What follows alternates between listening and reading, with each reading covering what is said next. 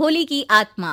बचपन से शहर में रहने वाला मनोज इस साल होली की छुट्टियों में अपने गांव दुर्गापुर वापस आता है, जहां उसे देख पूरा गांव खुशी से झूम उठता है। जब गया था तब इतना सा था और अब देखो कितना बड़ा हो गया है। हाँ सरपंच जी, जब मैं गया था तब आप भी बहुत जवान थे और अब देखो कितने बूढ़े हो गए हैं आप। चलो चलो बढ़िया है, बच्चा घर वापस आ गया। इसी खुशी में आज रात पार्टी होगी। क्या बात है, गांव में भी पार्टियां होने लगी। वैसे अगर पार्टी की बात है तो आज क्यों सीधा होली पार्टी करते हैं।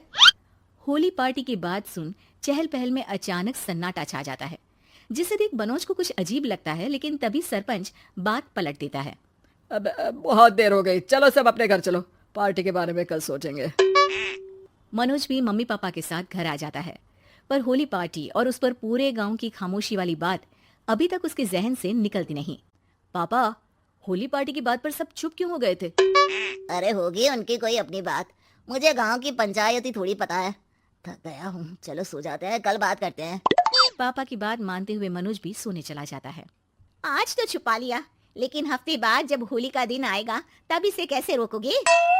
अगली सुबह सूरज के साथ ही मनोज भी गांव घूमने निकल जाता है, जिस पर रास्ते में उसे अपनी ही उम्र के कुछ लड़के भी मिलते हैं, जिनसे दोस्ती कर अब वो उनके साथ घूमने लगता है। इसी तरह कुछ दिन बीत जाते हैं और होली नजदीक आने लगती है। दोस्तों, होली में 4 दिन ही बचे हैं, पर गांव में उसकी कोई तैयारियां क्यों नहीं दिख रही? क्योंकि यहाँ होली नहीं मनाई जाती। अरे पर ऐसा क्यों? वो राजा भूषण। अरे तुम 4 दिन के लिए आए हो, क्या इतना सोच रहे हो? चलो कुछ खाने चलते हैं। इसी के साथ एक बार फिर होली की बात को टलते हुए देख मनोज को शक होने लगता है। वो घर पहुंचते ही इंटरनेट पर अपने गांव और राजा भूषण के बारे में जानकारी निकालने लगता है। क्या? मुझे आज तक ये नहीं पता था। ऐसा कैसे? किसी ने मुझे कुछ बताया क्यों नहीं? सारी जानकारी लेने के बाद मनोज गांव वालों या अपने मम्मी पापा से कुछ पूछे बिना खुद ही उसकी सच्चाई के बारे में छानबीन करने लगता है, जिसके चलते वो राजा भूषण की हवेली में पहुंचता है। वाह, क्या हवेली है यार। पर क्या यहाँ सच में कोई भूत है? हेलो भूत जी, कोई है क्या? हम इस साल गांव में होली सेलिब्रेट कर रहे हैं, क्या आप उस पर थोड़ा इंटरव्यू देंगे? मनोज के ऐसा बोलते ही गांव में तूफान उठ जाता है और हवेली में रखी सारी चीजें हिलने लगती है। एक अदृश्य शक्ति मनोज को धक्का देकर हवेली से बाहर निकाल दरवाजा बंद कर लेती है। ये सब देख मनोज हैरान रह जाता है। क्या अभी मुझे हवा ने धक्का देकर बाहर निकाल दिया? मेरे होते हुए इस गांव में कभी होली नहीं बन सकती, इसलिए दोबारा ऐसी कोशिश भी मत करना, अंजाम बुरा होगा। आवाज सुन मनोज हैरानी से इधर उधर देखने लगता है, पर उसे कोई दिखाई नहीं देता। वो गांव वापस आ जाता है, जहां तूफान की वजह से सब कुछ तहस महस हो चुका होता है। आखिर ये तूफान आया कैसे? ना ऐसा कोई मौसम था और ना ही हमने होली का त्योहार मनाने की बात की थी। सरपंच की बात पर कोई रिएक्शन दिए बिना मनोज चुपचाप अपने घर चला जाता है। इस तरह देखते ही देखते होली का दिन भी आ जाता है और मनोज रंग लेकर गांव में निकल जाता है, लेकिन गांव पूरी तरह खाली होता है। अरे त्योहार का दिन है, धूमधाम की जगह मातम क्यों मनाया हुआ है? मनोज की आवाज सुन सब अपने घर की खिड़कियां खोल के घर के अंदर से ही उसे वापस जाने के लिए कहने लगते हैं, पर वो किसी की नहीं सुनता।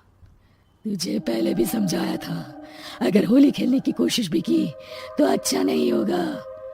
अरे बात मान लो बेटा, तुम्हें सच नहीं पता। मुझे सब पता है। सालों पहले इस राजा ने एक अंधविश्वास फैलाया और आप लोग आज तक उसे मानते आ रहे हो। अरे बेटा, जब तुम पैदा भी नहीं हुए थे उससे भी बहुत पहले से इस गांव पर होली का श्राप है। अगर गांव में होली का त्योहार मनाया जाता है तो प्रलय आना पक्की बात होती है। राजा भूषण इस सब में नहीं मानते थे और त्योहार मनाने लगे, जिसके चलते होली वाले ही दिन पहले उनके बेटे की और फिर उनकी मृत्यु हो गई। तभी से गांव की रक्षा के लिए उनकी आत्मा उस हवेली में रह रही है। सबकी बातें सुन मनोज उलझन में पड़ जाता है। सोचना भी मत मनोज, अगर तुमने इस परंपरा को तोड़ने की कोशिश भी की तो उसका परिणाम इस गांव और गांव के लोगों के लिए अच्छा नहीं होगा। मुझे भी यकीन नहीं हो रहा कि आप लोग एक बेतुकी बात को मानकर सालों से रंगों के त्योहार को मातम की तरह मनाते आ रहे हो। मनोज किसी की कोई बात ना मानते हुए पूरे गांव में रंग बिखेर देता है, जिसके तुरंत बाद वहां तूफान के साथ बिजलियां गरजने लगती है। अचानक मौसम में ऐसा बदलाव देख जहां मनोज कंफ्यूजन में आ जाता है, वहीं गांव वाले डर से सहम जाते हैं।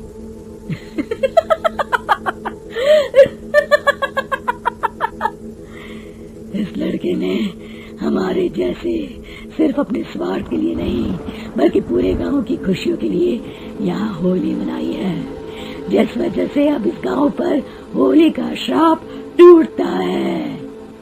ऐसा बोलकर राजा का भूत वहां से गायब हो जाता है, जिसके बाद गांव के लोग धूमधाम से होली मनाते हैं। खुशियों के रंग गांव में बिखरे ही होते हैं कि अगली सुबह अचानक मनोज कहीं गायब हो जाता है और एक बार फिर गांव में होली का नया